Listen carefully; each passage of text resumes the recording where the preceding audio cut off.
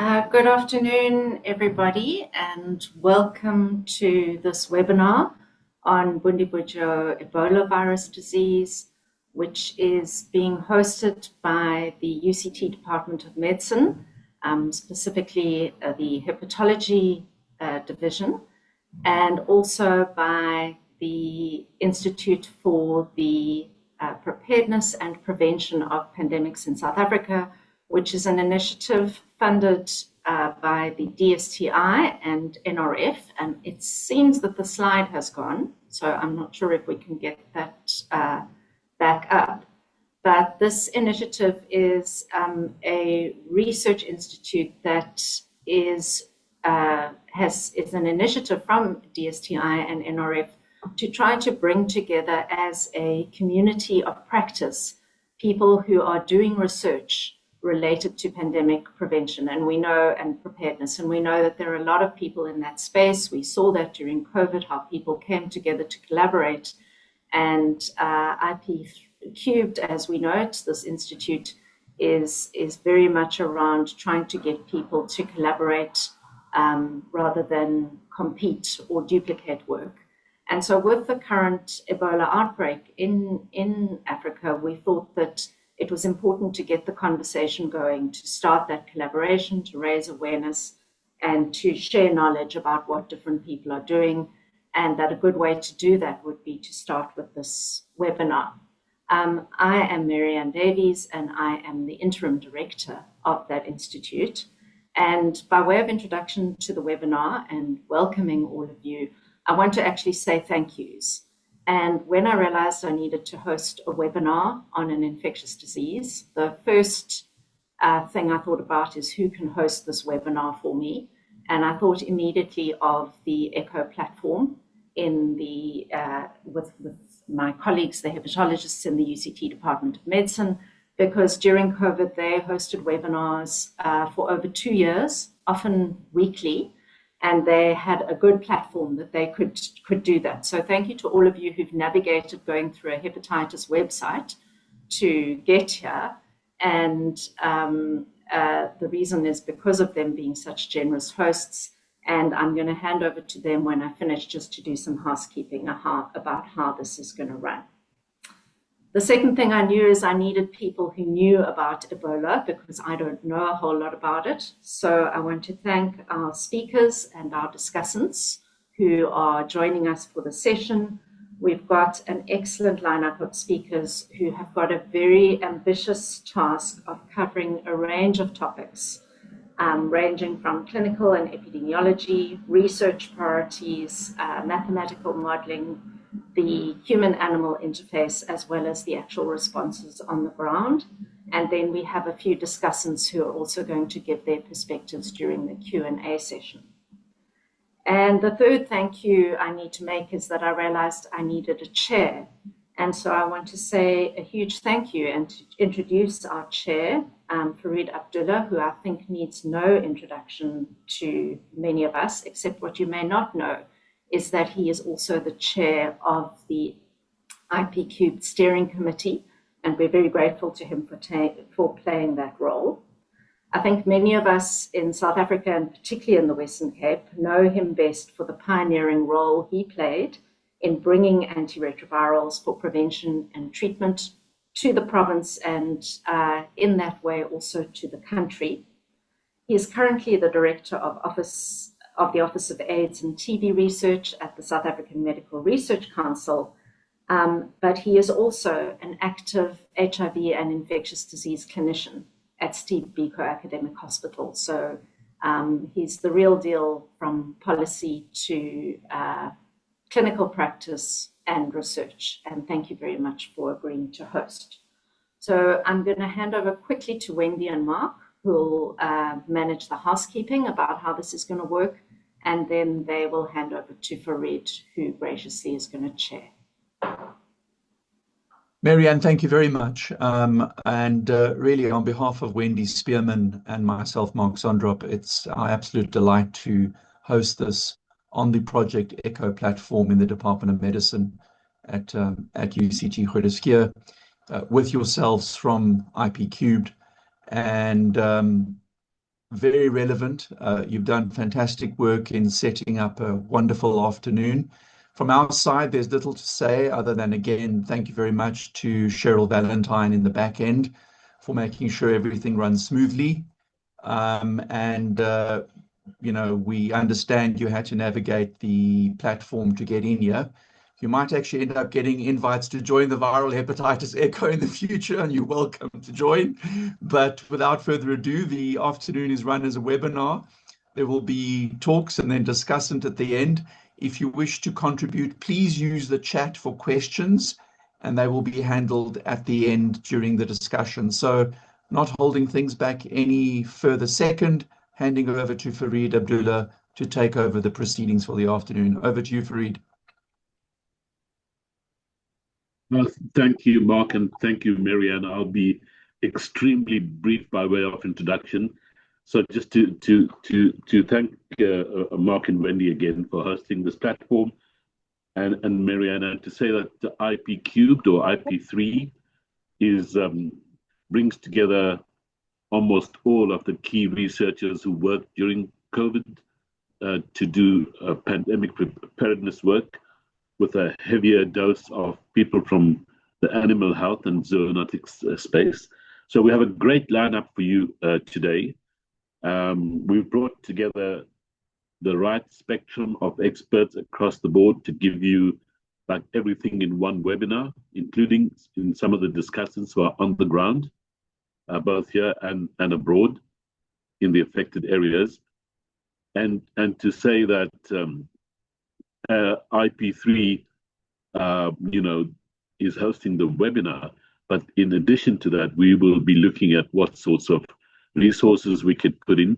The one thing to be proud of is this IP3 Institute is funded by our own government from domestic resources, and it will be long-term funding to set ourselves up, at least on the level of research, to be able to respond to this kind of outbreak and future pandemic. So without further ado, I'll introduce our first speaker, Jackie Veyer from the NICD, where she is Principal Medical Scientist and Head of the Center for Emerging and Zoonotic Diseases, effectively the lead at the NICD on Ebola, and very knowledgeable. So as I said, we'll keep it brief.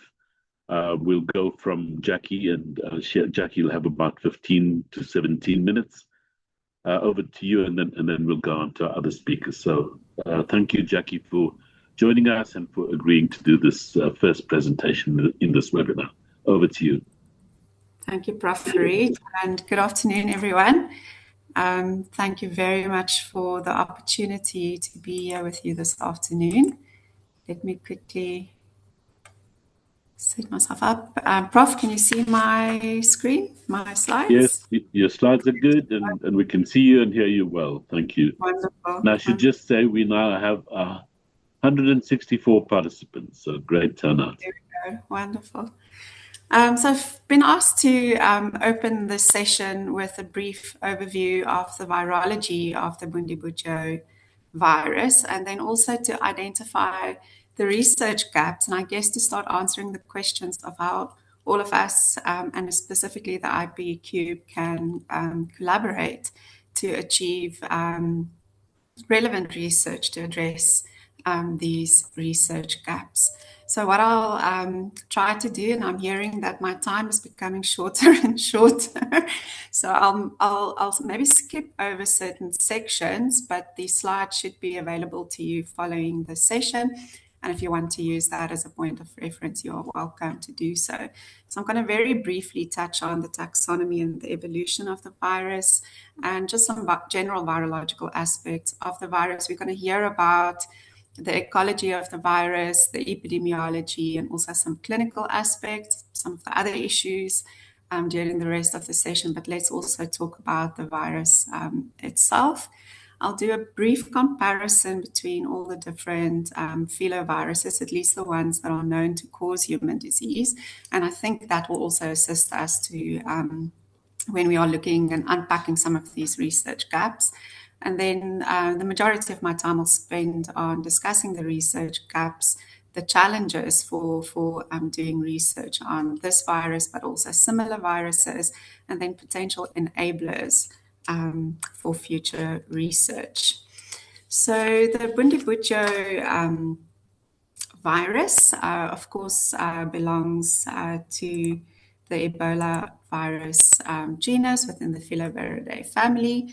Here on the right-hand side of the screen, you can see a very simplified phylogenetic tree representing the major groups or the major genus within the family Filoviridae, and you can see Bundibugyo up here, a distinct and separate lineage within the Ebola virus genus. So if we look at the genus, there's 6 known Ebola viruses. Only 4 of these are known to cause human disease, including the Bundibugyo virus. The Thai forest virus, which I think is very interesting, has only been associated with a single human case. It's never been described beyond that single case, but it's also, the sister taxa of Bundibugyo virus, the most closely related Ebola virus to Bundibugyo. Then we've got Ebola virus, which has historically been referred to as Ebola virus Zaire. The Bombali virus, which has not been associated with human cases just yet, but have been found in bats in West Africa. The Sudan virus, which causes human disease, and the Reston virus, which is apathogenic to humans, but can cause fully fledged viral hemorrhagic fever in non-human primates. So Bundibugyo is different from other Ebola viruses in the sense that it's been only associated with 3 outbreaks to date. Of course, the current outbreak in the DRC and Uganda, and it was firstly diagnosed in Uganda in 2007, and the second outbreak was reported in the DRC in 2012. So this already starts to tell you that we have very limited experience with this virus, and with that also very limited knowledge. I think the rest I've addressed here. Just here at the bottom of the screen, because that's also going to come into the gap, research gap discussion, that you can see that there's actually quite a lot of differences, genetic differences, consequently also serological differences between these Ebola viruses. And this becomes really important when we look at diagnostic tools for these viruses, but also for vaccines that can cover or provide immunity to all of these different species of the virus. So again, very quickly, just viral morphology. If we're going to talk about this virus for an hour and a half, let's at least introduce ourselves properly. So like other filoviruses, BDBV particles are pleomorphic and filamentous. You can see a simplified structure of the virion over here. The virus or the virions can take on different shapes, and of course this shepherd's crook structure or the hooked filament is sort of the famous depiction of how these viruses can look. This is a lipid enveloped virus. The lipid envelope is derived from host membranes.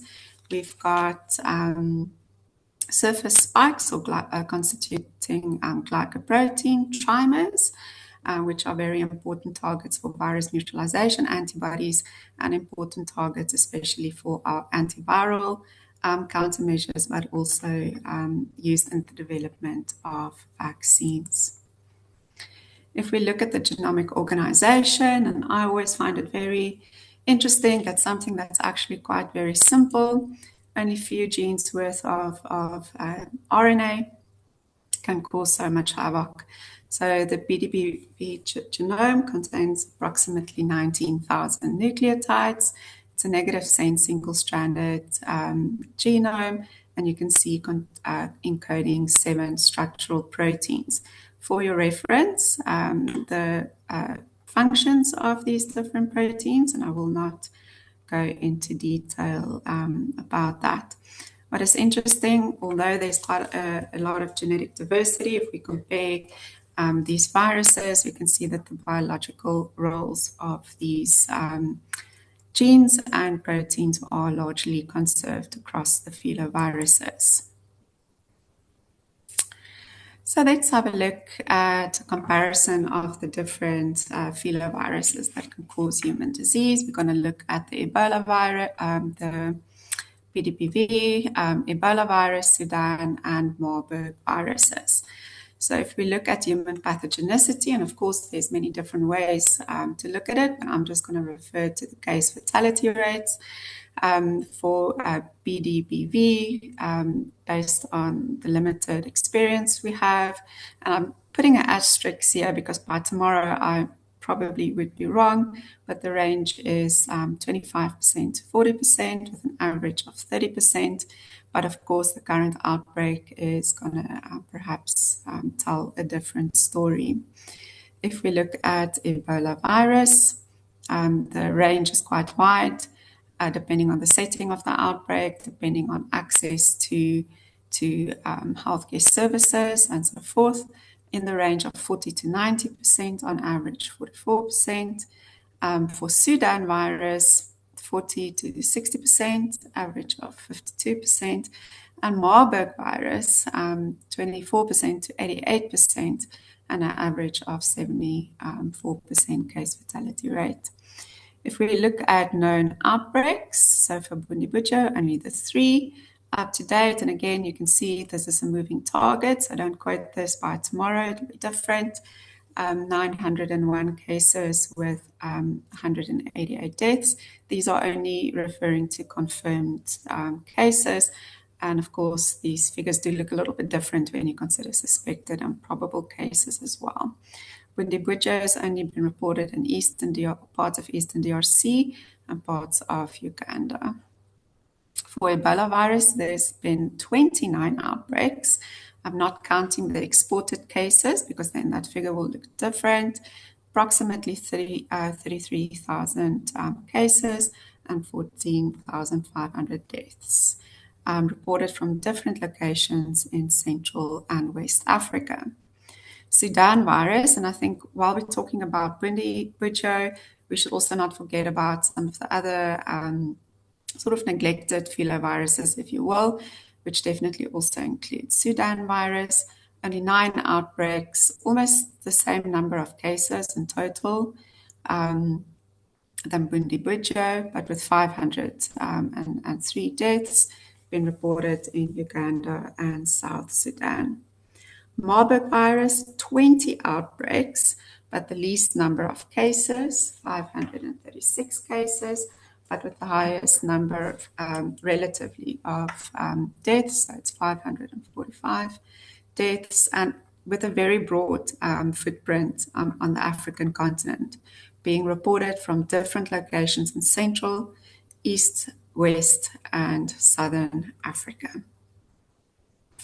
If we look at the availability of medical countermeasures, only licensed monoclonal therapy available for the Ebola virus, but for none of the other filoviruses. Antiviral therapy, there are antivirals that are being used either in clinical trials or under research conditions, but none of these are yet licensed. And then later in the session, you will hear more about the reservoirs of the filoviruses through Prof. Markotter's presentation. But for Bundibugyo and for Sudan virus, the reservoir is still unknown. For Ebola virus, there's some evidence, but it's not definitive. We know a little bit more about Marburg virus, and the Egyptian fruit bat is definitely an important reservoir of the virus. But I always ask the question if there's any other bat species that should also come into the picture. So overall, if we do a comparison of Bundibugyo with the other filoviruses, it looks like the Bundibugyo virus is less virulent based on those case fatality rates. We know that there's enough genetic differences that cross-root neutralization is diminished this is really important when we are going to look at serological testing, but also vaccine development. We know that we have very few cases historically for which we have genomic sequences. And as we'll discuss later in the presentation as well, it's one of the filoviruses that have been less studied in animal models.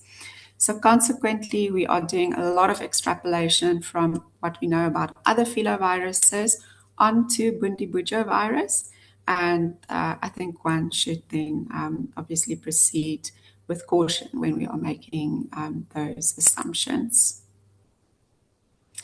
So let's jump straight into the discussion on the research gaps, and there are many. You could take your pick. For the purpose of this presentation, I won't be able to go through all of them, but let me quickly list them for you. So again, you're going to hear about what we know and what we don't know about the reservoir ecology of Bundibugyo, and perhaps also for the other filoviruses in Prof. Markotter's discussion. There's definitely lots of room for study on the viral evolution of this virus. Great gaps in terms of our knowledge, in terms of the human or human immunology. Lots of questions about viral persistence. And this is the same also for Sudan virus. There's lots of questions about molecular pathogenesis of the virus, really understanding how this virus causes disease. And this is really important when you want to start looking at candidate countermeasure, specifically antiviral therapies. We're going to talk a lot about diagnostics. I'm going to keep my focus on that this afternoon and all the gaps that we have there, and definitely also on countermeasures. The gaps in terms of the One Health surveillance, I think we will also hear a little bit more about that from Prof. Markotter's presentation. So in the rest of the session, I'm going to talk to you about diagnostics and medical countermeasures. I'll say a few words about viral evolution, but in this slide deck, you will find some material on immunology, persistence, and molecular pathogenesis and the research gaps that we've perceived for Bundibugyo virus in terms of these research themes. So you'll have that following this presentation for your own reference. So let's quickly look at the viral evolution of Bundibugyo virus. So the evolutionary origins of this virus is very, very poorly understood. So unlike Ebola virus, specifically the Zaire species, where there's thousands of genomes available at this stage, there's really no more than 30 complete genomes available in the public space for Bundibugyo virus. So we know that Bundibugyo is a very separate and distinct lineage of Ebola virus, but interestingly, no currently circulating Ebola virus represents the direct ancestor of this virus. So I think, again, there's a lot that's left for us to discover here. If we look at very limited molecular clock analysis that's been done up to date, we can see that these viruses, and specifically Bundibugyo virus, must have been circulating for many years before its initial discovery. So that's also quite interesting to think about. So why is this important? It's important for us to understand the evolution of this virus. It helps us to understand what also in terms of the pathogenicity of this virus and what we can expect in terms of future outbreaks. So here is just a glimpse at the material for looking at the gaps for immunology. I'm going to skip right through them because we won't have time to discuss that this afternoon. I've included some information on viral persistence, on molecular pathogenesis, and you can have a look at that in your own time. So I want to spend some time discussing diagnostics because I think there are many of us that can actually do work to support the development of improved diagnostic countermeasures. So let's start the discussion by looking at what is currently available commercially. Of course, one has to say that there's quite a number of the reference labs that still rely on what we call in-house brews. So we use either assays that have been previously published and adapt them into our laboratories, or we develop our own assays based on our own capacities and sequencing information that's available publicly. And often we have to rely on these assays, as often these commercial assays do only become available when you really need them, and that's when there's big outbreaks. So currently, assays that can detect Bundibugyo virus RNA, there's about 6 of them, and again, don't quote me, because by tomorrow there will be maybe more. It's really very typical that during these high-profile outbreaks that companies do come to the party and make available all kinds of kits. Whether they are validated or accessible remains a question. So I'll just quickly run through them so that you can have an idea of the type of products that are available on the market. So the first one on the list is the Altona Real Star filovirus screening kit. This is a PCR that is actually being used in the field, definitely in Uganda. This is a real-time RT-PCR assay, which can be used on a number of different real-time PCR instruments. So that makes it attractive because it could be adopted into different laboratory settings, and it can differentiate between all of the different Ebola viruses. Then we have the BioFire Global Fever Special Pathogens Panel. This is a multiplex PCR, which includes detection of Marburg as well, but also a number of other viral hemorrhagic fevers, which can be quite useful, but also a target, for example, for malaria. And in the South African context, most of our suspected Ebola, Marburg, and other VHF cases, especially those with travel, do end up being malaria cases. So the drawback of the BioFire kit, I would say, is that it needs a very specific instrument. So it cannot necessarily be quickly introduced into a lab where the instruments are not available. What's attractive about it is that it's sort of like a from the beginning to the end solution, and you don't have to do a separate nucleic acid extraction step, similar to what we'll see for the RADI1 detection kit and what we are familiar with for the gene expert assays. Roche came to the party during this recent outbreak, and they are now also providing a real-time PCR kit, open system, so you can plug it into many different real-time PCR machines as well. GeneSec, again, also an example of another real-time PCR assay, open system. The BioFargo kit, also an open system. And then the RADI1, which I think is currently being implemented in the DRC, at least, is also similar to the gene expert assay, in that it's making use of a cartridge, which allows you to do the virus nucleic acid extraction and the assay in a contained way. The drawback of this, of course, again, is that you need a very specific analyzer to run these assays.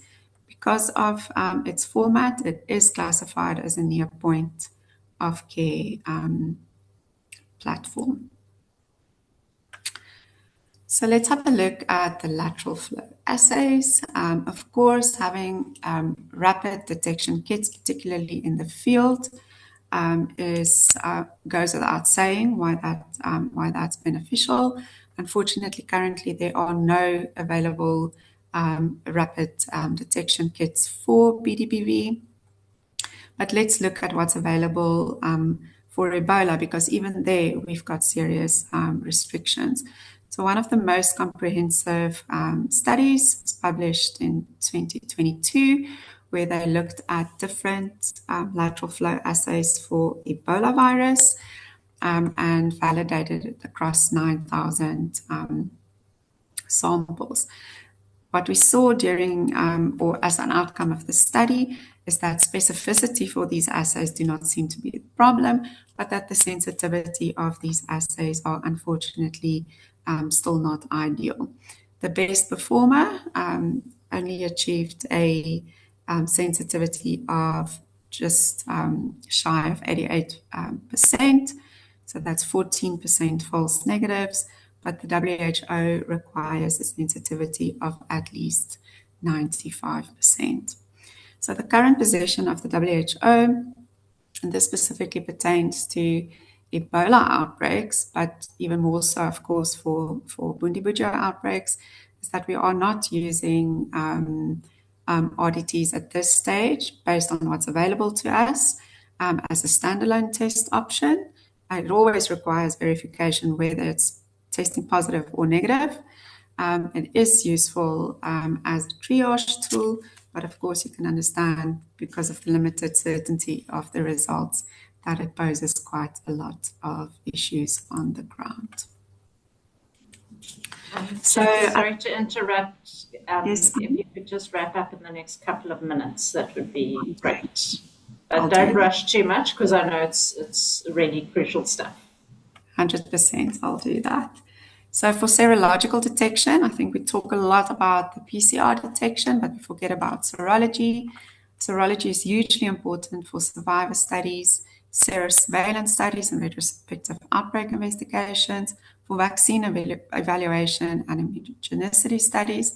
And although it's not a primary diagnostic tool, it can provide quite vital diagnostic information as well. And we certainly use it as part of a full repertoire of testing for our suspected cases. So as you can see here on the right, very limited IgM assays available, few IgG assays available, very limited validation, and very limited ability to implement widely. So here I've summarized some of the key gaps in terms of diagnostics. Definitely the development of point-of-care assays, but also for field testing and for near patient. So looking at molecular assays and antigen detection assays to address those needs. Multiplex diagnostic options are really useful for differential diagnoses. I've already alluded to the importance of serology, lacking even more so than the nucleic acid tests, and assay validation is definitely a major constraint for implementing these assays. So let's quickly look at medical countermeasures. I'll be wrapping up in the next 5 minutes, Chair. So unlike for Ebola virus, for which limited licensed vaccines and monoclonal antibody therapies are available, there are no licensed countermeasures for Bundibugyo virus. You can see here a list of experimental vaccines, and we'll talk a little bit about what's being done about those during this current outbreak, but none of these have been taken further than really the point, the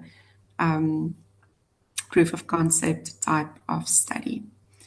So here you can see a summary of the vaccines that have been registered for Ebola virus Zaire. The Arvebo vaccine has been most comprehensively used, especially during the outbreaks. It is not currently being used in the Bundibugyo outbreak, and you can have a read about the reasoning for that in the WHO emergency guidance on the matter, given the limited efficacy to Bundibugyo virus. The Zapdino vaccine, although it includes glycoproteins from across the spectrum of filoviruses, it is not really a vaccine that's really useful in the outbreak setting because it needs a prime boost regimen. So it's really used for preventative vaccination for healthcare workers and other frontline workers. In this instance, also limited knowledge about the efficacy against Bundibugyo. So currently, these three recombinant vaccines are at different stages of development and evaluation in the current situation. If we look at monoclonal antibody therapies, there are 2 licensed Ebola therapeutics. And again, because of the very divergent glycoprotein sequences of the Bundibugyo virus, there is limited cross-reactivity with these products, and they are not currently being used in the field. If we look at antiviral drugs, there are a number that have been on different stages of investigation for Ebola virus and to some extent also for Marburg virus. But in this current outbreak, it's remdesivir that's being used under clinical trial conditions. So our key challenges for research clearly is really the rarity and the unpredictability of these outbreaks. It really limits our access to clinical specimens, knowledge of clinical presentations, knowledge of the genomes of these viruses, and also limits access to survivor cohorts. We can see that there's insufficient research tools, specifically if you look at what is available in terms of molecular and serological assays. There's still a lot of work to do. And also there's quite a limitation in terms of experimental models for this virus as well. You absolutely need maximum containment infrastructures, at least if you want to work with live viruses. So we really need to see how we can best leverage access to these facilities to enable research. And then, of course, limited and unsustained funding for the non-Zaire Ebola viruses. All the focus has really been on Ebola virus Zaire since the West Africa outbreak, at least. So how can we move forward? I think what's going to be really important during this current outbreak is really investing in survivor-based research so that we can learn more about Bundibugyo virus disease. One health surveillance that Wanda is going to be telling you about shortly. Let's talk about how we can leverage our national high and maximum containment laboratory capacities to enable research. We can talk about standardized scientific tools, especially the development of diagnostic assays. And as we have some funders in the room as well, let's talk about sustained and systematic international investment for research on this virus, but also the other neglected filoviruses. And this is where you can find me any time of the day, any time of the week, if you have any more questions. Thank you. Thank you so much, Jackie. I think it's the second time in 1 week now that I'm the one responsible for cutting your time. I think we probably should give you the whole webinar because there's so much more you could have covered. But thank you. I think, as I said to the others, you've kind of laid, the scientific, epidemiological, and clinical basis of the problem that we face. So thank you for that. I really appreciate your inputs. I'm going to go straight to the next speaker, who's Jeremy Nell. Jeremy is a good friend, I should start with that, and the head of infectious diseases at Helen Joseph, but a key figure in the ID community, including, like it's still the case, but certainly recently the chair of infectious diseases locally. And because he's such a good friend, Jeremy is going to make up some time for us. So Jeremy, straight over to you. Thank you. No problem. Thank you, Fareed, and thanks for the invitation to the organizers. A big honor to speak to you today. So I'm going to cover some of the epidemiology and the clinical aspects, as the title suggests. First, the epidemiology. This is as of the 19th of June, so just a few days ago in the WHO reports. The WHO reports basically weekly and updates the numbers. Numbers do differ a little bit based on the source, but in essence, what you're looking at here in the map, and you can see it in the top right, if you want to zoom out as far as you can to see where it is. But you're really looking at something involving the DRC and Uganda only at this point, hopefully, cross our fingers, but really centered predominantly in the DRC. And I'll show you that in a second. So as of the 19th of June, in the DRC, there were nearly 900 cases and there were 232 deaths reported, the case fatality ratio of 26%. That case fatality ratio, again, don't put too much store in it at the moment. There's still some previous cases which are being tested, so the numbers will change. And they're obviously, there's still much to be decided about this, but it looks about that range. And there's 78 recovered, and so everyone else is yet to be categorized as either dead or recovered because it's either ongoing or there's a data lag. Uganda, though, is a very different story. Only 19 cases and 2 deaths. And I'll tell you a little bit more about Uganda in a second. So it's, in essence, it's really a DRC event with some spillover to Uganda. Within the DRC, it's concentrated in the Ituri province. 91% of the cases have been identified from there. And it's obvious as well that when you look at these case numbers, the transmission had probably been going on for several weeks before the first official case. And that's inevitable with any outbreak. The deaths numbers, like I said, are an underestimation because of the fact that still historical cases are still being tested. And even some of the non-Ituri cases might not reflect ongoing transmission outside Ituri province. It might just be that they've traveled there with, where there'd been previous undetected transmission. But this is, again, like I said, the picture will become clearer as some time goes on.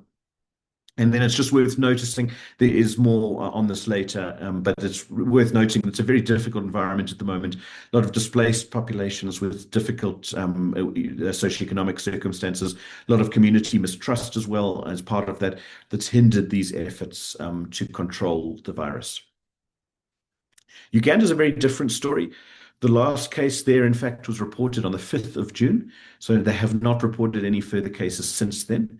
And in fact, of their 19 cases, 14 of them were imported from people who were in the DRC when they got it. And then the other 5 have really been transmissions to contacts or healthcare workers from those imported cases. So we really don't see the same degree of transmission within Uganda.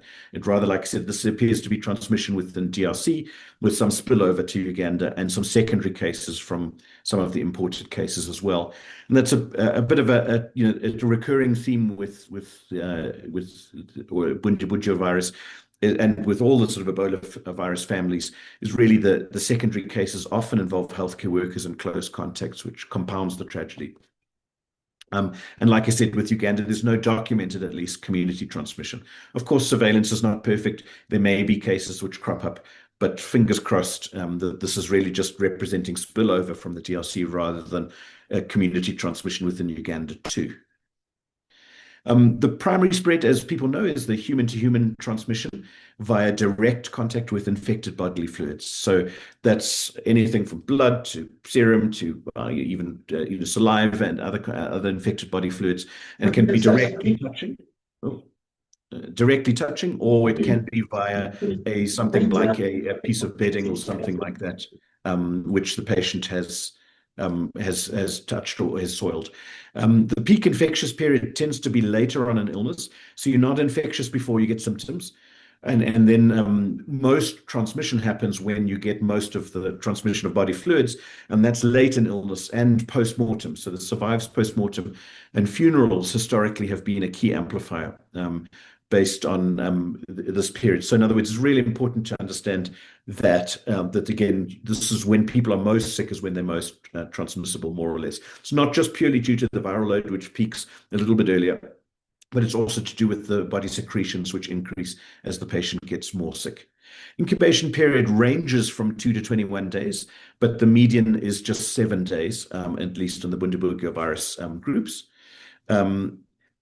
The secondary attack rates are driven by close contacts and healthcare exposures, and we mentioned this over here. So in other words, that again, just telling you really primarily how it's spread. There are very, very rare other ways to spread this. It's not spread airborne, but there have been, for example, transmissions of the Zaire virus, as it used to be called now, Ebola virus, in things like semen. That may be true of Bundibugyo too, but certainly from a public health perspective, it's really just human to human via direct contact with these infected bodily fluids. The case fatality ratio, like Jackie said, is probably a little bit lower in Bundibugyo than the other Ebola virus family diseases. This was a case series done in 2015 looking at this on the right there, and you can see what's then called Zaire virus, now Ebola virus, and Sudan virus. Both of them seem to have quite high case fatality ratios compared to Bundibugyo.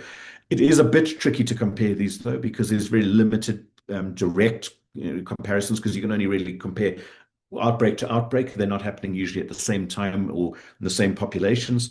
But there is some experimental evidence actually for that this might well be true. And it's in monkeys who were inoculated with Bundibugyo had better survival rates than when they were given Zaire, now Ebola virus.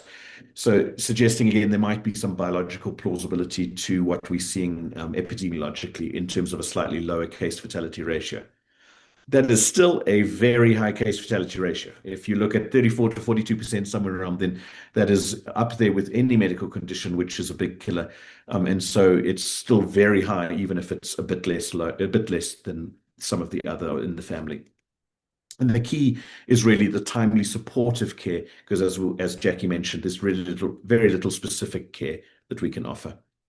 So the clinical aspects, it goes through 3 phases, the patients, and it escalates over about a week or two. The early signs are prodromal and very non-specific. So they are fevers and headaches.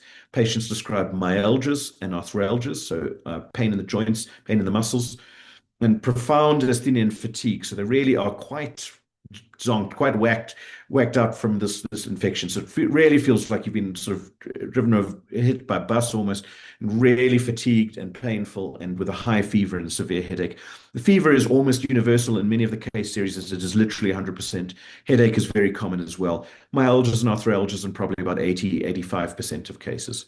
But this is very non-specific. So for the first, say, 3 days on average, there really is nothing that would guide you towards Ebola, or one of the Ebola virus family, I should say, Bundibugyo or others, versus other things like malaria or typhoid or sepsis or anything like that.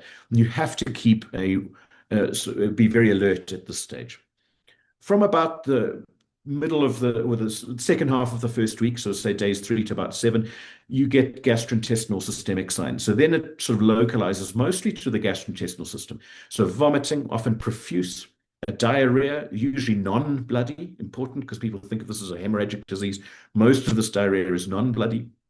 They get abdominal pain, they dehydrate, and in fact, this is the leading cause of death, is in fact the dehydration and the fluid losses, not the bleeding, which I'll come to. They may have conjunctival injection, so their eyes go red. They get a maculopapular rash, but only in a third of patients, and it's especially hard to see, obviously, in darker skinned people, and then sometimes some hiccups too. So this idea of a sort of prodromal event that becomes more gastrointestinal helps a little bit with the specificity, but you can see here there's still plenty of other diseases which can do this. And then from about day 7 onwards, the patients the ones who don't do well, go into this multi-organ dysfunction setup where they become shocked, they have respiratory distress, they may have hemorrhagic signs. Just note that's a minority of Bundibugyo patients. So 30 to 50% perhaps have bleeding, for example, from the gastrointestinal tract or from injection sites, and it's less prominent and a bit later than in the older Zaire form, now Ebola virus form. And that's really important again. The labs typically show leukopenia or thrombocytopenia, and with quite a bad transaminitis, it's one of the causes of a very high, ALT more than 1,000, often with renal impairment too. So if I give you this entire spectrum there, you can see how it becomes more clear as it goes on, but it also becomes that's not ideal. You certainly want to diagnose this in the earlier stages. So it's really important in an outbreak setting to be aware of the potential here and to make sure that you're testing early in the right setting. And I'll show you when. One of the case series has looked at the average time from the beginning of symptoms to hospitalization at being 3.5 days, and the average time from the beginning of symptoms to death or recovery was about 9.5 days. So that's roughly the sort of timeline that you're looking for. In terms of clinical pearls, like I said, the initial symptoms are non-specific. It's really important, especially to exclude malaria above all.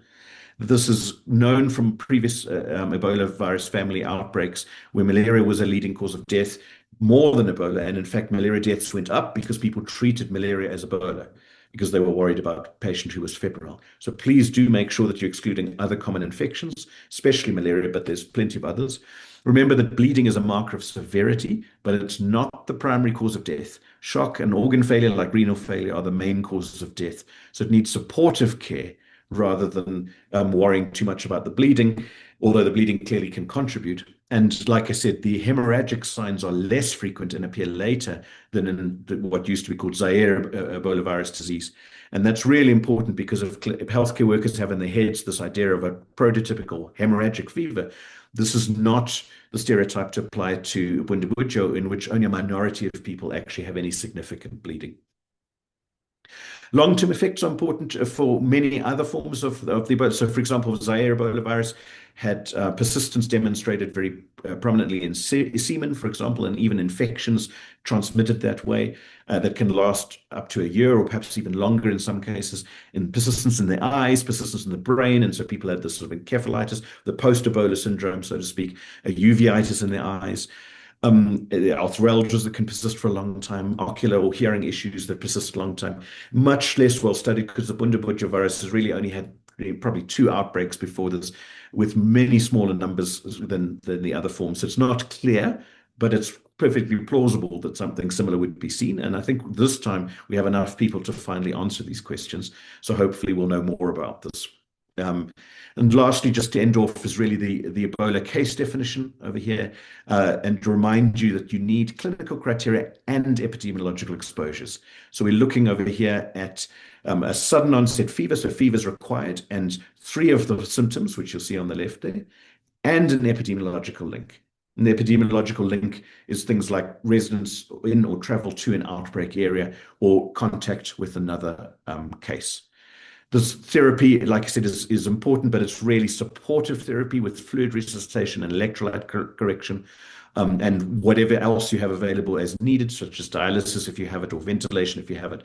There's really no specific therapy here. The monoclonal antibodies, antivirals, and vaccines really designed for the other Ebola viruses, particularly Zaire, and not expected to be very effective, although other monoclonal antibodies and other antivirals are being trialed in experimental conditions here. They're not yet approved or demonstrated efficacy. So I'm going to leave it there and hand it back to you. Thanks very much. Thank you so much, Jeremy, for sticking to time and saving us some time, but also making sure that it's comprehensive. I think because we're running out of time, just one comment. Have a look at the chat, all of you. There's some great conversations going on there. We're gonna switch tack now to Wanda. Professor Marcotte is the lead really of One Health, the One Health team in IP3. She's the director of the Center of Viral Zoonoses and also interim director of Future Africa. And no one more qualified to speak to us about the human-animal interface. And I kind of know her as a scientist who goes to caves in South Africa and catches bats. But she says she hasn't been in the field for a while. So straight over to you, Wanda, and thank you for agreeing to make this presentation. Thank you so much. And I'm going to keep this high level because I've only got 10 minutes, but you're welcome to contact me afterwards. My email's on this first slide if you want to continue the conversation. So I'm really going to talk about the human-animal environmental interface. And if we talk about that, we need to recognize that this is what we call a One Health approach. So just in general, if we look at One Health, it is summarized in this definition by the One Health high-level expert panel, where we have this interface of ecosystems, animals and humans. So it's not just about presence or absence of a pathogen, because I think for a long while we would test animals and we would test humans, but it's really about looking at this interface. And to do that, we need to bring all role players around the table. It's about the 4 C's, and it's about several disciplines that will come out in my slides that we actually need to bring together to address this.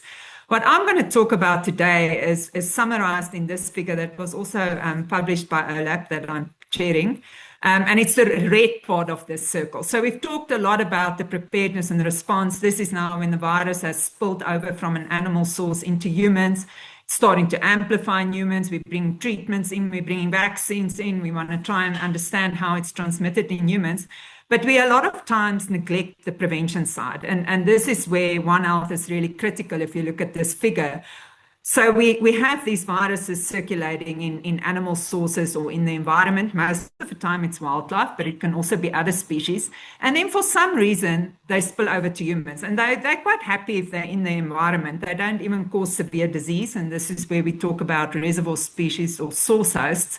But then for some reason, well, if they spill over into humans or even bridging hosts, they cause severe disease because their immune systems can't cope with these viruses. So if we really want to get to a point where we're not going to continuously have these spillovers creating chaos in human populations, we also need to address prevention, where we want to prevent these viruses from spilling over into humans.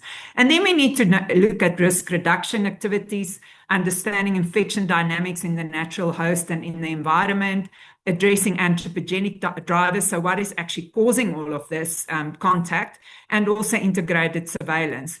So I want to show this slide. This is some of the work that myself and 2 of my postdocs are busy with. So it's work in progress. So if a virus is in a bat, for instance, it's not going to spill over to humans unless there's an interface of contact. And if we can understand what those interfaces of contact is, we can actually look at risk reduction activities. Because sometimes there will be no interface. The bat can be happily living in the cave or in a natural environment and there will be no spillover. But understanding these interfaces are critical. And this is where really inter and transdisciplinary approaches are really essential, because you have to understand human behavior. You have to understand shared resources, common environments. So this is where things like climate change, bats moving around to get to food sources because of changes in environment and landscape really becomes critical. And what I also just want to show with this slide, this is not the same for every virus. If you look at these examples that we've put on the slides, it's different for different viruses. So it's a complicated environment to understand, and if you get to risk reduction activities. I took this slide again yesterday from CDC's website. That really simplifies what we understand with Ebola. So if you look at this slide, you think we know what's going on with Ebola. Okay, yes, there's the human side, and then there's this picture on the animal side where we have some primates, we've got some other mammals, and we've got bats in the middle.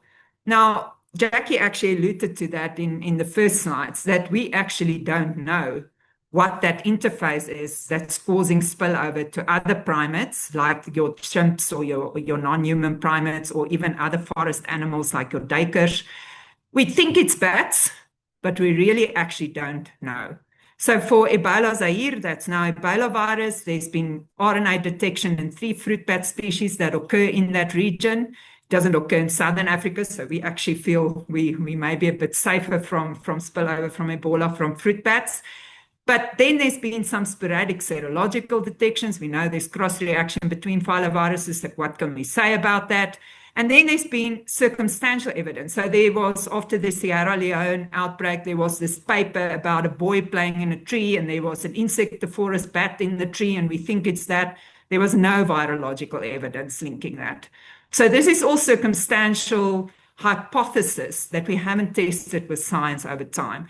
So the link with bats, maybe, maybe not. So it's actually, we don't understand that ecology. And then the other point I want to make here, if you think back to Jackie's presentation at the beginning, so what we know is mostly based on Ebola Zaire, or Ebola virus as we know it now. For Bundibugyo, we know absolutely nothing. If you look at the genomic diversity between Ebola virus and Bundibugyo, it's quite different. So this virus may have a completely different ecology, completely different reservoir host. We shouldn't assume that what we know for previously called Ebola Zaire is also going to apply in this situation. So we know the primate and duikers are responsible for some of the human outbreaks, but they also get severe disease. So it comes from somewhere. We know it's linked to a very specific region, specifically this strain of Ebola virus, linked to forests, we think. So maybe the reservoir is some kind of forest living animal that then has to have contact with non-human primates and other mammals.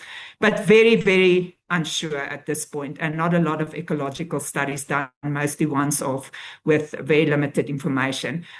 Just to talk about spillover, this is a very complicated slide because spillover is complicated. The chance of spillover that needs to happen is all of these things need to align. You need to know that the source host of all the reservoirs in the area, you need to know that they're actually excreting the virus in some kind of fluid that can cause infection, so like fecal, urine, or in the blood if people are slaughtering animals. And then all these other things about the virology of the pathogens you actually need to know. You need to know if it's seasonal, you need to know if bats migrate to certain areas at certain times to really look at risk. So having a One Health approach is really complicated. Then to even make it more complicated, I put it on this slide. So there's lots of question marks about Ebola that we don't know if you think about how complicated spillover is, sorry. But then there's also factors, if you think back to my slide on interfaces, what are bringing the potential reservoir or the bridging host and humans together for this virus to spill over? And this is where we're starting to talk about drivers, distal, proximal, and we can debate the definitions. But there are all kinds of reasons of why this is happening. Why these contact interfaces? Why now? Why are we seeing more Marburg outbreaks? Why are we seeing Ebola and specifically Bundibugyo again in a region where we don't see it often? Is it mining causing more contact of people? Is it deforestation? Is it climate change? Is there more wildlife consumption or more contact with wildlife? And then poverty and all those bigger factors obviously also play a role in how these viruses transmit. So just to show what should be addressed in a One Health approach and how broad we should actually think about some of these spillover events and how we can actually prevent it. So I'll go back to one of my first slides. So looking at risk reduction activities cannot just be absence and presence of a pathogen in humans or animals. We really need to understand this complex situation that I've showed to you. We need to understand the infections dynamic. If you think about that complicated spillover diagram that I've showed, how many things have to align? How many things do we need to understand? And then we need to understand what is causing these interfaces of contact. And that is where a lot of the anthropogenic drivers in disease emergence comes in. Integrated surveillance is not just animal and human. It's also bringing all the environmental data together and looking at the drivers and overlaying that also with absence and presence of pathogens. So I'll stop there. Very broad picture, but there's actually no evidence of where it's actually coming from in terms of reservoir species at this point. Thank you. Over. Thank you so much, Wanda, and I hope you don't mind me going on about this bat business, but if the bat lady doesn't know if it's coming from bats, then we still have a lot of our work cut out for us. I'm going to move on quickly to our next speaker, who is Nick Davies. Nick is Associate Professor of Modelling, focused on outbreak responses at the London School of Tropical Medicine and Hygiene. So you can see from understanding sort of the disease and its dynamics. I think now we are zooming out a little to see what the bigger picture might be, and then we'll zoom back because we have some great speakers and discussants who are on the ground. Because I don't want to forget Nick, I just want to say a big welcome to people on the chat from Nigeria, Zambia, Uganda. Very, very nice to have people. When you join these conversations, we get imposter syndrome because we had one case of Ebola in 1996. So, how can we know anything about this? And your knowledge must be so superior. But from that comment, I'll go straight to Nick. Over to you, Nick Davies. Thanks very much, and thank you for the invitation to speak today. So I'm going to speak a little bit about mathematical modeling and the risk of global Ebola importation. And I'll get into a bit more detail around that. So first, I was invited to speak to you today about mathematical modeling of Ebola transmission. I can give you a sort of a status update on where that is at the moment. So there are lots of different groups that are looking into doing some modeling of the current outbreak. In particular, WHO has assembled a mathematical modeling cell, of which I'm a part. And our early tasks really are to take in and analyze the incoming epidemiological line list data to try and forecast case numbers into the near-term future. And that will help us to do a couple of tasks. The most pressing would be to forecast bed and bed requirements and requirements of other supplies into the next few weeks, especially looking across different areas of Ituri province. That work is underway, but it can't be shared today, I'm afraid, due to restrictions on data, as well as just kind of looking over some of the details and making sure we have our assumptions correct. But we're hoping to get some results out of that soon. Just to give you an idea of what that will look like, I can show some previous forecasts done by individuals at my institution at the London School of Hygiene and Tropical Medicine during the 2014 to 2016 outbreak in West Africa, done for MSF. So the basic concept kind of looks like this. We have some time series of cases by symptom onset date. Those are forecasted forward, looking at the kind of growth rate of cases so far, and then we try to transform that into a demand for bed capacity. In this particular example, this helped to kind of demonstrate to MSF in 2014 that the number of beds they had forecasted was on the low side. And so really what we're hoping to do is refine that kind of work. I mean, this is kind of looking at an entire epidemic, but in the time since we've been able to work on our techniques there to be able to talk about this in more of a spatially explicit way. And I'm hoping to get those data out soon. But what I'd like to present today is a paper that we've just completed looking at the risk of global Ebola virus spread. And I think this dovetails nicely with some of the conversations that I saw in the chat and some of the things mentioned earlier. And this is a paper that we just managed to get out in Eurosurveillance, and I'll put a QR code up at the end for the paper. So a little bit of background is that, as you know, and has been discussed, a couple of higher income countries have placed restrictions on travelers from DRC, Uganda, from South Sudan, out of concern that Ebola might spread. I think a lot of this is potentially driven by the World Cup, where we imagine a lot of movement of travelers and so on. And so what we wanted to do was to look at the historical evidence and say, well, actually, how likely is it that Ebola cases will spread globally, especially to countries that don't share a land border with the countries that are currently affected by the Bundibugyo outbreak. So we did essentially a rapid literature review. We reviewed all known Ebola disease cases outside Africa. We used internet searches, both manual searches, and then double-checked those searches with the help of some AI agents. We didn't actually use the AI for data extraction or anything, just to potentially identify any cases that we may have missed. We identified a number of scientific articles, public health bulletins, and news articles and other sources to identify Ebola disease cases outside Africa. I will comment later on the spread of cases within Africa, but the focus of this work was really on countries that might potentially put forward travel restrictions based on relatively spare evidence. We included in our search all confirmed Bundibugyo, Ebola, and Sudan virus cases that presented outside Africa. We excluded any unconfirmed or suspected cases that didn't have any follow-up testing or had negative tests, a few cases of needle stick injuries, and a case of animal to human infection in a Swiss veterinarian in 1996 in the Thai forest, or could have been 94. We also excluded any restin virus seroconversions, as restin virus doesn't cause symptoms in humans. And that's primarily a kind of animal to human direct infection without much onward infection anyway. As I said, we identified 28 cases, and we then tried to extract all of the epidemiological information that we could. Now, this is just a sort of subset of the data that we got, but we summarized cases by where the individual was exposed, where they eventually imported the case to, and whether there is any ongoing secondary transmission. We also included secondary transmission cases in this study. And our Our main finding is that, as I said, there were these 28 confirmed Ebola cases exported from outbreaks in Africa to other countries. They were all in Western European countries or in the United States, with 11 cases in the US.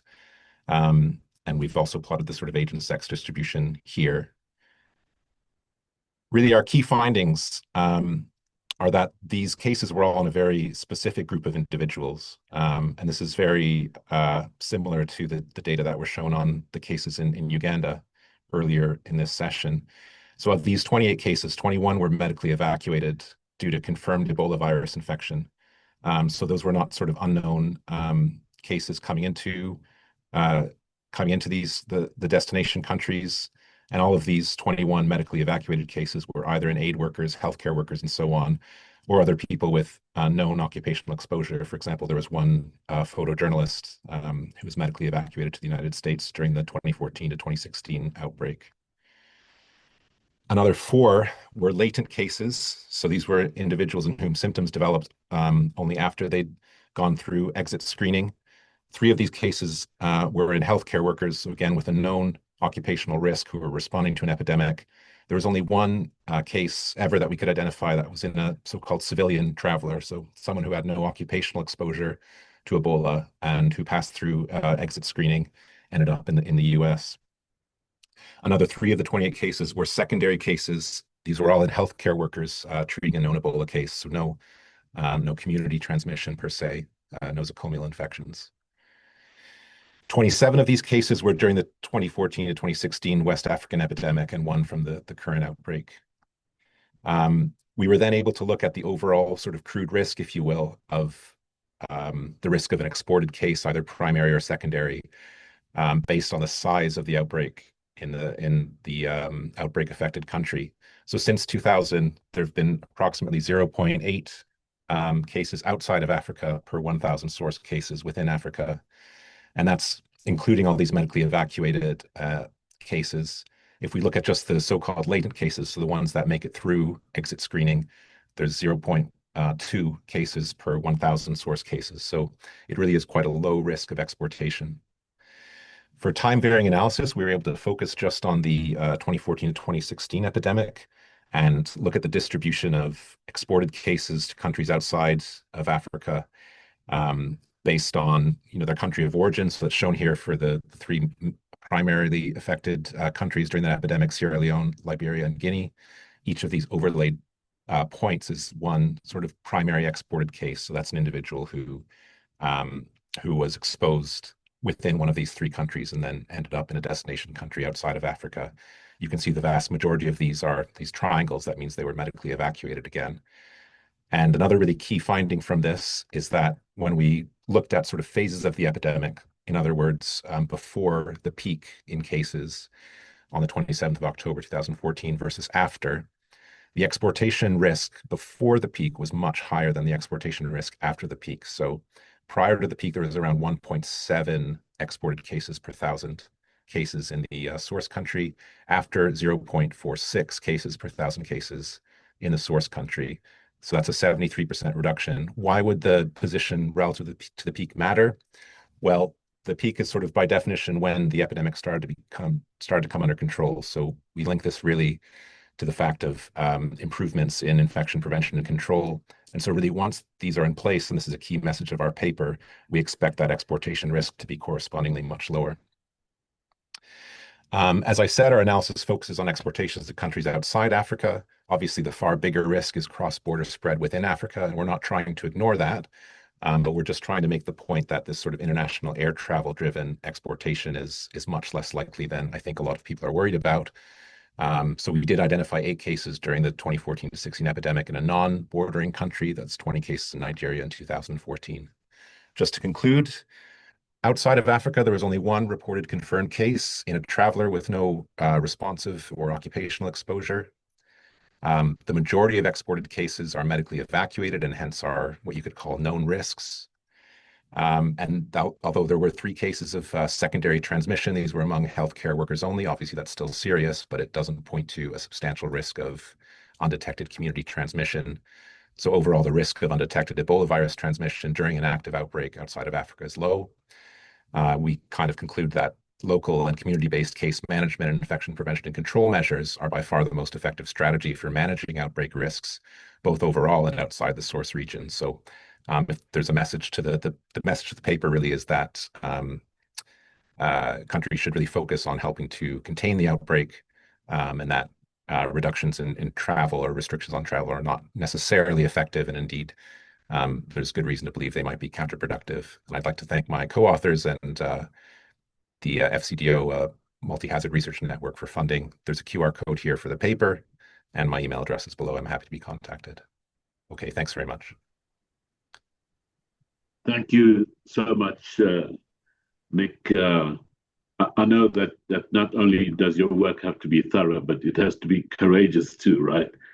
Because you know, we know so little about transmission and about what's going on that, as Jackie said many times, the picture can change very fast. And I think we were all, at sea when it came to COVID. And so but really important to present facts and not have the world respond, just with panic to everything. So, a great message from you. Thank you so much. I'm going to go on to our last speaker, getting closer now to the current outbreak, and I'll hand it over. I'll invite Sylvie Jonkere. I hope that my Afrikaans is good enough to pronounce a Dutch surname. Sylvie is with Médecins Sans Frontières, with my favorite NGO, so as the advisor for emerging infectious diseases, based in Brussels, and very involved in the MSF response in the DRC.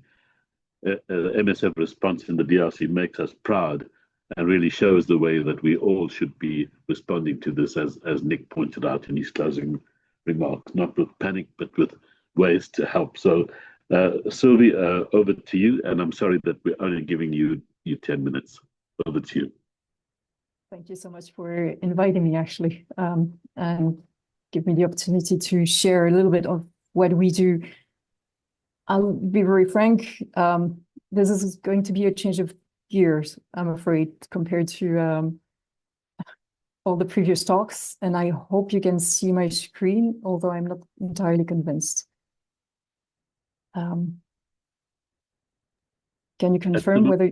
See you, but not your screen. Okay, let me... Oops. Hopefully now we're good.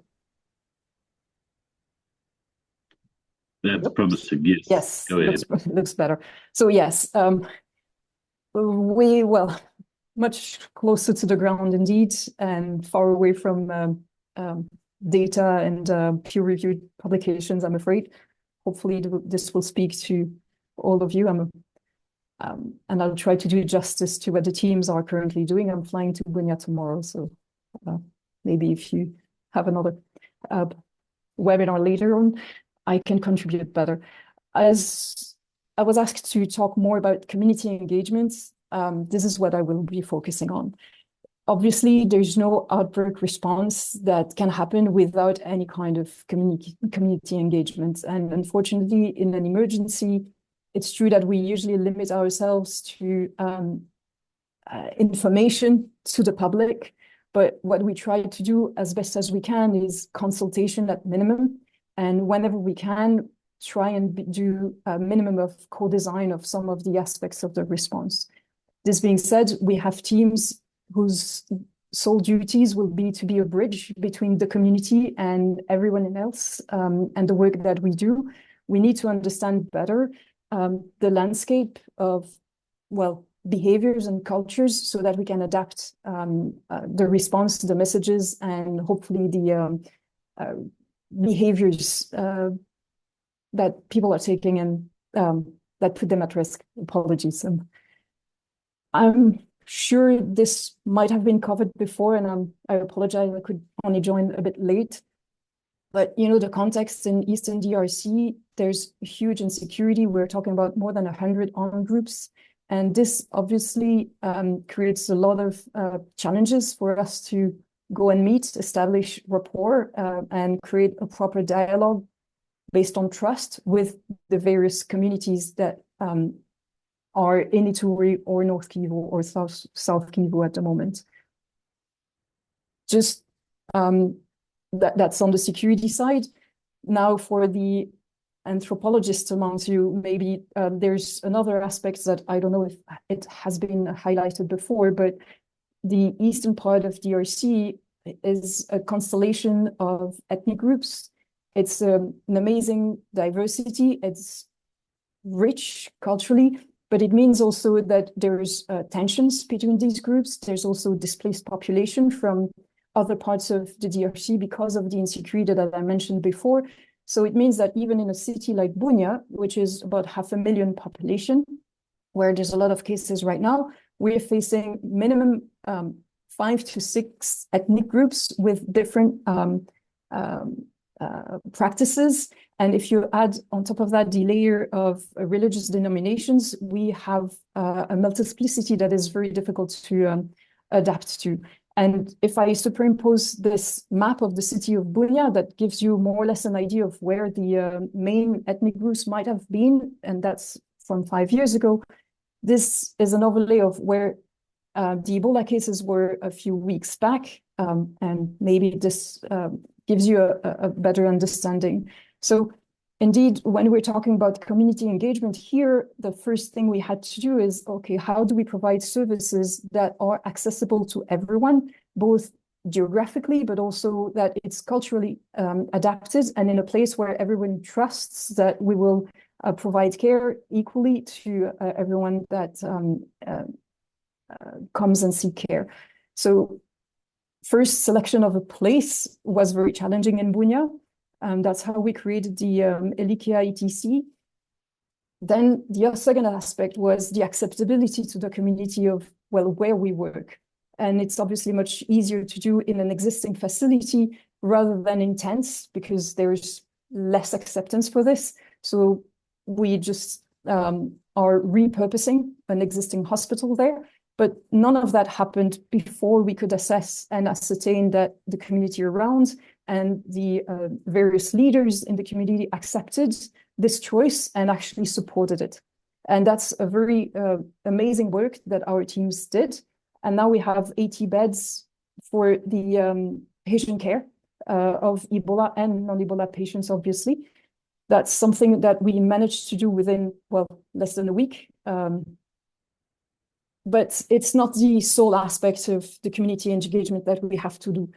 As you know, during an outbreak, the main cause of death is usually not related to Ebola. It's more related to the disruption of the healthcare services, related to the fear, but also to deaths of healthcare workers, and many other factors. So one of the things we are trying to do to rebuild this trust with the community is make the facility secure so that access to essential care, non-Ebola care can happen.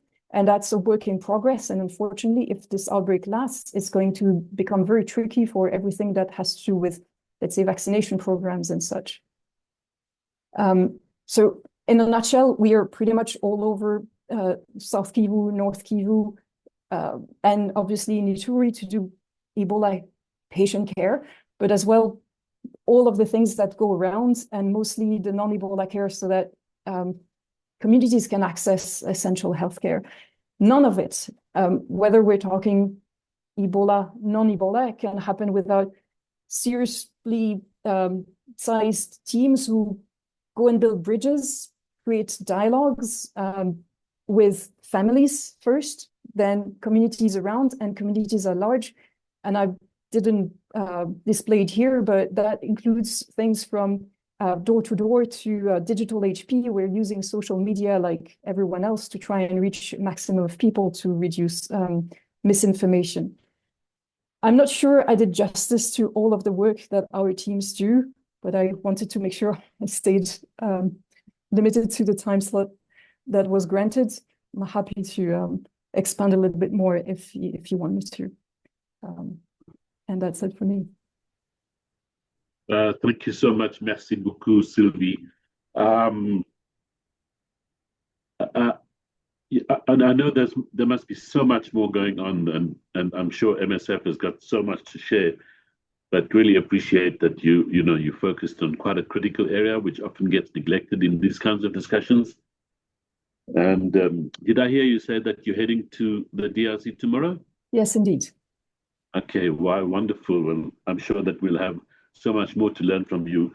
We're going to quickly go to some discussions now. I'm very, very pleased to invite Dr. Dept Biona Nebia. Excuse me for massacring your surname, Dathan. But Dathan is from Makerere in Uganda, and will be able to give us some kind of experience from closer to the epidemic itself. Over to you, Dathan. And I'm so sorry that we're kind of limiting you to 3 to 4 minutes. Over to you. No worries.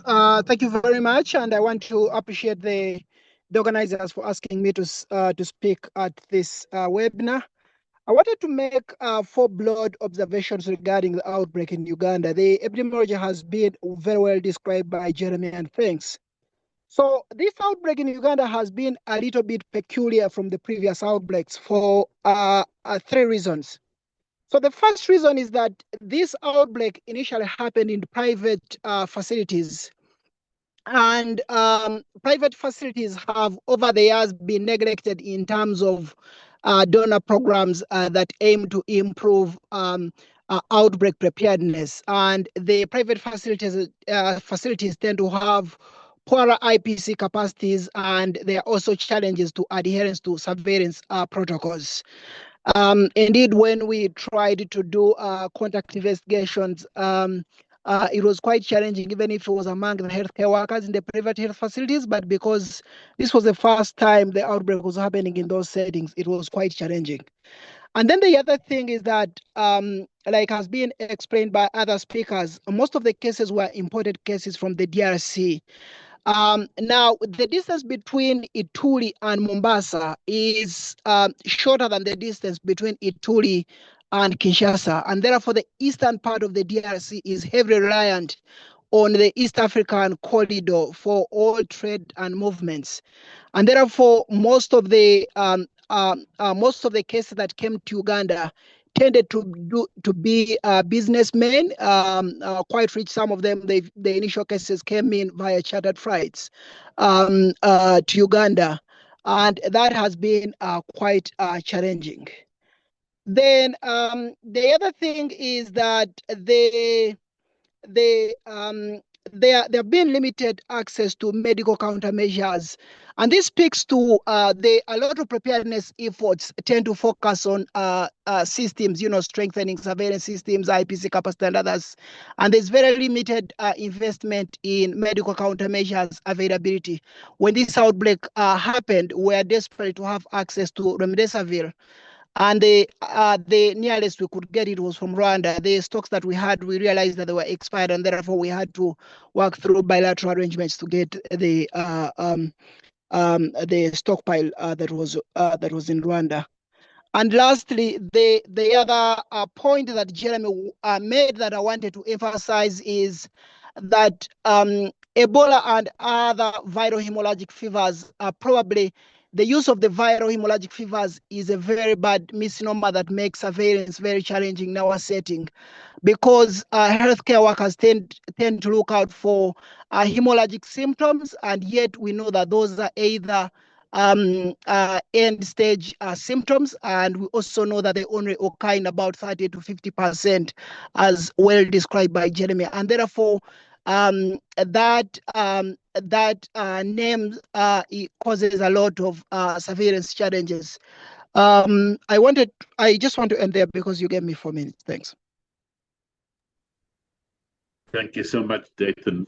Can I ask you to add one more thing, which you've added in the chat, where there's a discussion about whether, because Uganda might have more experience and a better health system, it's managing the kind of cases there better, and that's why spread might be limited. But you made the point that there are 2 million refugees. Would you like to just kind of share your thoughts about that debate with us? Yeah, absolutely. So absolutely. So I first of all want to agree with the person who put that comment saying that Uganda has had a lot of his investment in outbreak preparedness and has built capacity to quickly detect and contain outbreaks. But that has got to be interpreted with the fact that Uganda, we have enjoyed peace, and therefore there are systems. And when I talk about systems, I'm not talking about the health systems, but I'm also speaking about community systems. It's very easy to mobilize and enforce government directives, for example, about travel. We have community healthcare workers who are normally very useful when you're doing contact tracing. Now, some of those may not be available in countries that are experiencing civil unrest or civil crisis, like in the eastern part of DRC. But I also just wanted to say that we possibly have the largest number of refugees in the African continent. And it's not a static number because there is very high mobility between DRC and Uganda because of the ongoing crisis. And therefore, for example, most of those cases that have come through, apart from the very rich cases who came via flights, most of them tended to come through the Western Nile border, which is from which is connected to Ituri. They Most of the people travel from DRC because of the lack of health services on the DRC side. There are so many women who are accessing antenatal care, for example, from the West Nile border districts from DRC. And when Uganda, for example, made a decision to close the border, a lot of the huge challenges that we see is desperate women who can't cross the border to access those services that they need from the Ugandan side, and yet there are no similar services on the DRC side. Thanks. Thank you so much, Dave. And I'm going to go straight to Warren Parker, a friend who I haven't seen for a long time, to make his remarks. Over to you, Warren. Great, thanks so much, Farid. And I'm going to ask for indulgence for 10 minutes, so we'll go on for another 10 to 12 minutes to take the discussants' comments. And I encourage the rest of you to make comments and to read what's in the chat. Back to you, Warren. Sure, great. Thanks, Farid. And I'll make my comments brief. But yeah, I think I see my Bell City connection is highlighted there. So I'll start off with the governance aspect. But one of the things that happened when Ebola broke out is the PHEIC was declared because Ebola crossed the border to Uganda. So there were two countries involved. And one of the things that happened straight afterwards is Uganda protested in a way because they felt that the epidemic was painted as this explosive epidemic that was affecting both countries, and the immediate impacts, of course, of places like Uganda and DRC get impacted by tourism being directly affected and a whole lot of other economic systems and so forth. But what they felt was that they particularly said and highlighted, we've dealt with Ebola, HIV, and COVID well before. We know how to manage this, and they highlighted this preparedness. So I think it raised that distinction between the idea that these epidemics are explosive off the bat and that countries aren't prepared. And I thought it was quite good that Uganda, in a way, stood their ground and said, look, we do know how to manage an epidemic. And in fact, they sort of clearly pointed out that these were not community spread initially, and it's kind of been borne out as we see there. And I think, Leslie London had asked a question about what the differences were between the two countries in terms of their response, and Sylvie's painted the picture of the underlying dynamics in DRC being far more complex and community-based versus the Uganda context. But I think also to pick up really what is critical in either respect is both preparedness, but also once these epidemics break out, to really focus on building trust and engaging with communities. Epidemics are biosocial, not just biomedical. So they really are spread between people, between the social, and they relate very closely to the social circumstances, the political circumstances, the economic circumstances that prevail at the time. And you really need to understand those conditions that are giving rise to the spread, and to intervene at that point. Quite often what happens is this piece of the response doesn't go in first. So the biomedical response is typically the first response, and the communication, social, anthropological, or medical anthropological component comes later, which is why what we saw early on in the DRC, burning of medical tents, a lot of mistrust between the communities and the health workers and so on. So it's not a signal that communities are ignorant when that kind of thing happens. It's a signal that we haven't done our work in terms of preparedness in the first instance. And obviously, I don't think one can really blame preparedness too much, in the sense that these outbreaks happen in different places. You can't be prepared everywhere, but you need to have a plan. And that's what I think preparedness means. You need to be ready with a plan that's going to put in both components, the biomedical piece and the social anthropology piece, for want of a better word, or the communication piece. So that needs to go in very quickly. And we shouldn't be stigmatizing communities if they respond negatively or badly to the response. They need to be engaged with. And one of the things I work with a group, have long-standing links, and have worked extensively in East Africa, building up skills in participatory action research, which is one of a really good sort of approach to getting engaged with people and developing responses that allow communities themselves to define what are the kinds of things we think would work and how would we communicate them. So using that type of technique as a rapid research technique, but also to build it into the response very quickly. So that's been very effective for other things. And our colleagues in Uganda are using it in that setting, and I'm sure in DRC, as Sylvie's mentioned, she talked about community engagement there. But this trust building is critical. Who are going to be the trusted communicators? But it's more also about what is the communication content. It shouldn't really be a top-down defined set of instructions. It really needs to be, how do people make meaning in the context of an emerging epidemic? And how does that meaning get translated into meaningful action to address the epidemic? So those are the challenges there. But so lots of intersecting ideas and concepts there. And obviously the domains in Ebola are to do with the burial practices are obviously a key thing, but also care seeking, diagnosis, wanting to go to the clinic in the first place, trust of healthcare workers.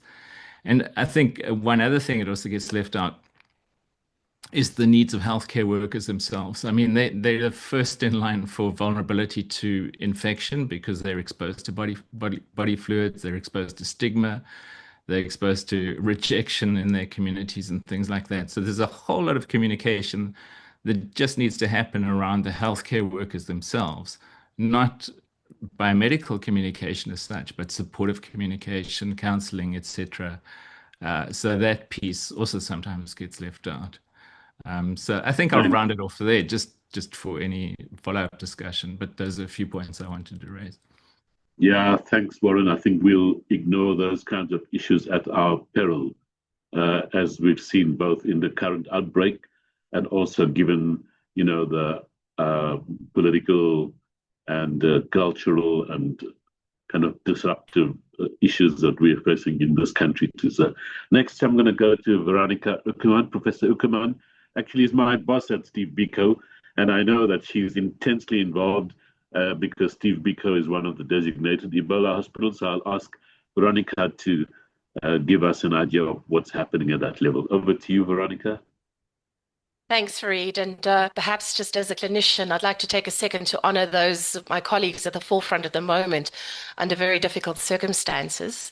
If I just have one comment really to make, and that's how the COVID-19 pandemic has been a double-edged sword for us in our preparations. I think a lot of our pipelines, a lot of our communication strategies, a lot of our referral pathways were established during COVID, and that's a real advantage. But as among the clinicians and the healthcare workers at the moment, there's there's a lot of what was now just mentioned. There's a lot of anxiety about how's this going to go?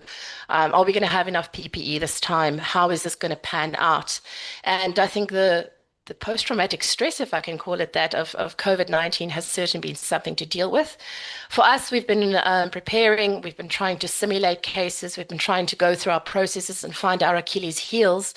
And in a recent exercise, we actually found that just standard of care and providing that, which is really what we have at the moment, our normal labs. How do we get our samples to our chemistry, our pathology labs that are not the NICD? And that's actually a lot harder than it is getting, the case definition and getting the samples in. So those little things catching us out that we're ironing out before we accept any patients or potentially accept patients. Thanks. Thanks, Veronica. Is that it? It's short and sweet. So thank you very much, everybody.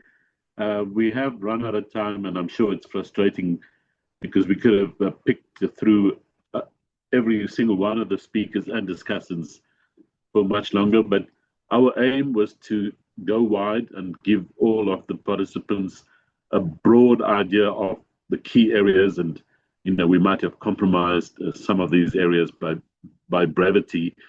But we are very grateful for your participation. A big thank you from me and from the team to everybody who's been involved. We are 11 minutes over time, so I'll keep the closing short also. Just to say the slides will be on the UCT website, and please feel free to contact any of the speakers.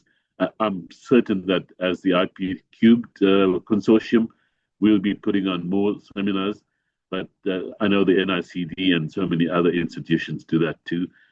And a last big thank you to all of you who've joined from neighboring countries.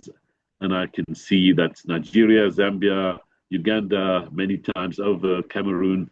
Thanks for your participation. We have a lot to learn from the countries which have had outbreaks. So we're very aware of our low level of experience and ignorance. But hopefully we can pull together as a continent and combine our strengths and our forces to respond to this. So thank you, everybody. Good evening, and enjoy the rest of the day. Thank you. Bye-bye.